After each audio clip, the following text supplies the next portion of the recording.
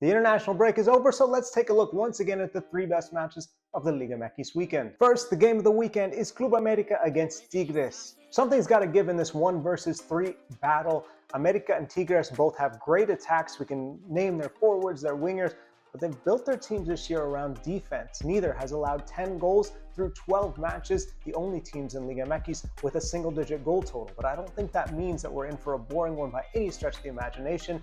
These teams don't play in a style that's boring, in a style that's uninteresting.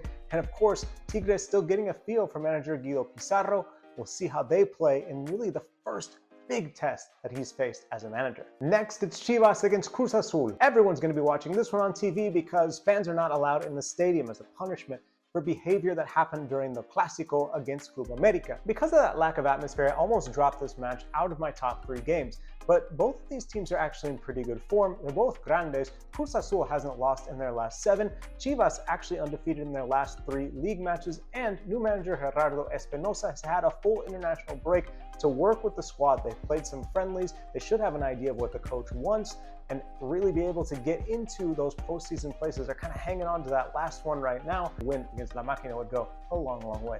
And finally, it's León against Pumas. I struggled with this. There's a lot of great games this weekend, but I'm fascinated to see what the response from fans, from players, from the manager is to the decision to get León booted out of the Club World Cup. This is the first game they've played since FIFA made their ruling. It's out of everyone's hands, but that doesn't mean this game won't be affected by those feelings.